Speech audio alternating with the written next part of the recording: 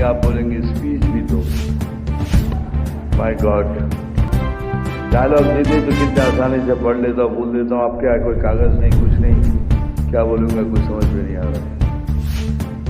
My respected president, my respected minister and all the best people, respected people on dais, respected people in the audience and my colleagues, बस इतना ही कहूँगा कि इस मंच पर मैं पहले 3 बार आ चुका हूँ आप लोगों की दुआ से।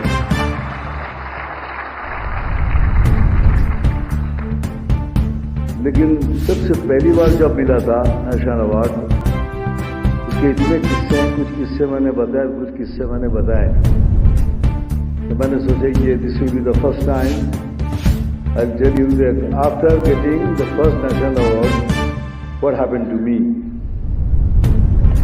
Well, after getting the first national award तो नेचुरली लोगों के कहने लगे कि yo my god, you know इनको नेशनल अवार्ड, तो मेरा ब्रेन थोड़ा खराब होने लगा था थोड़ा कि कुछ बहुत कुछ बड़ा कुछ कर दिया।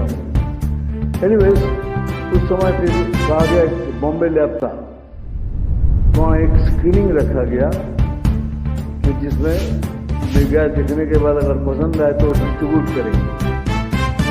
तो मैं भी पहुँच गया। आई थॉट के after seeing the film they may like me, they may take me. After seeing the film I can't take his name because he is no more. Because he is no more, I am saying this because before that he was alive. If I would have said, so you would have understood कि मेरे कोई बोल रहा है ये, तो इसलिए आज तक बोला नहीं, पहली बार बोल रहा हूँ कि स्वर्ग लोग चले गए हैं। तो आफ्टर फिनिशिंग द फिल्म बाहर आए तो I was walking along with him and I asked him, sir picture कैसी लगी? बोलते बेटा पिक्चर अच्छी लगी, तुम भी कमाल के एक्टर हो, लेकिन तुम कपड़े पहन के कैसे लगोगे?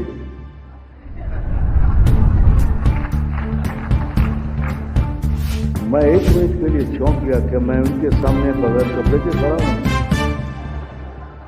क्यों सवाल किया? बाद में याद आया, ओ मैंने जो रोल किया था वो एक आदिवासी का था जिसमें ऊपर मेरे कपड़े ही नहीं थे, इसीलिए सोच रहे थे कपड़े पहनने के बाद ये कैसा लगेगा, तो इसको फिल्म में लूंगा।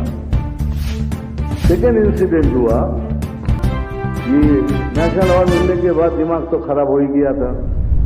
मैं अपने आप को एल पचिनो सोचने लगा। मैं सोचा था मैं कुछ कमाल कर दिया, तो मेरे सारे एटीट्यूड चेंज हो गए। नो, मैं प्रोड्यूसर के ऑफिस में जाके आके ऐसे बैठता था, कभी कभी यूज करता था, तो प्रोड्यूसर मुझे दिखता था क्यों कर रहा है ये सब, और उसको नहीं मालूम था कि मैं अल्पाचिनो की तरह एक्टिंग कर रहा हूँ। तो फिर थोड़ी देर के बाद मैं पूछता था कि एक काम करना, वो फिल्म की स्टोरी मेरे घर में भेज देना। फिर एक तीसरा प्रोड्यूसर को लगा ये कुछ जबरदस्त, मारा एक लात मुझे, बोलने निकल यहाँ से। उस दिन से मैं अल्पाचिनो से खालपाचिनो हो गया। मैं समझ गया कि मुझसे गलती होगी, अब मेरे को कोई काम वाम नहीं देगा, क्योंकि द बिगेस्ट प्रॉब्लम मेरे साथ जो था, एक्टर तो सबने मान लिया था बिकॉज ऑफ माई कॉम्प्लेक्शन। क्योंकि लोग बोलता था अगर ये फिल्म इंडस्ट्री में ये काला रंग नहीं चलेगा तो तुम क्या कर रहे हो इधर, तुम वापस जाओ। तो मैं रास्ते में जाता था, ये खा लिया, जितने हो सके आप यू कैन अंडरस्टैंड, अपमान जितना हो सके।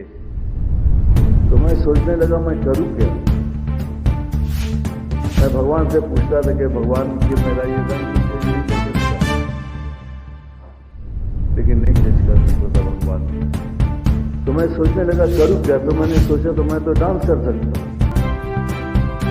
तो मैं डांस कर सकता हूँ, तो मैं ऐसा डांस करूँ मेरे पैरों से, ताकि लोग मेरे पैरों को देखे, मेरे स्किन को ना देखे, मेरे कलर को ना देखे। और मानिए मैंने एग्जैक्टली वही किया। आप मेरी फिल्म देखिए, सब फिल्मों में पैरों से डांस किया, पैर को थिरकने नहीं दिया, रुकने नहीं दिया कहीं भी। और लोग मेरे रंग को भूल गए और मैं बन गया सेक्सी टफी बंगाली बाबू।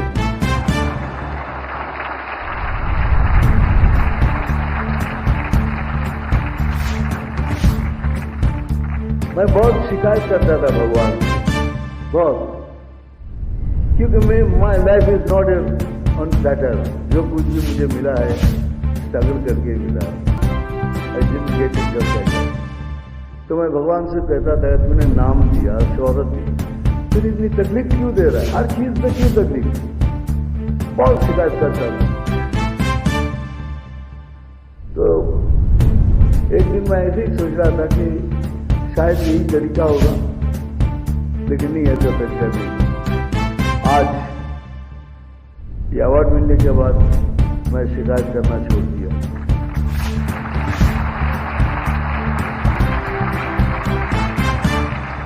मैंने कहा thank you Bholenath, thank you Guru Shri, thank you दानी बाबा, थैंक यू भक्तों।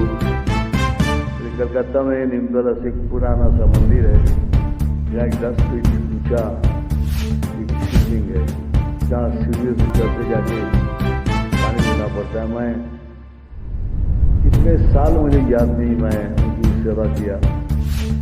इसको मैंने कहा थैंक यू, अपना शिकायत नहीं करूँगा, क्योंकि आपने मुझे सूद के साथ सब कुछ वापस कर दिया।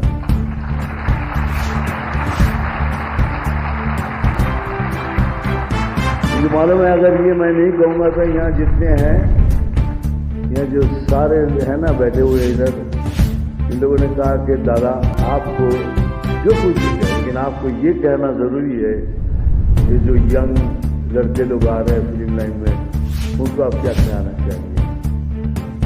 मैं इतना ही कहूँगा कि हमारे देश में बहुत से टैलेंट है, बहुत से टैलेंट है, लड़का लड़की, लेकिन पैसे नहीं होंगे मेरी तरह, दे दो ना मनी। लेकिन मैं उनको कहूँगा हिम्मत नहीं, पैसा नहीं भी हो, हिम्मत नहीं हारना और सपना जरूर देखना।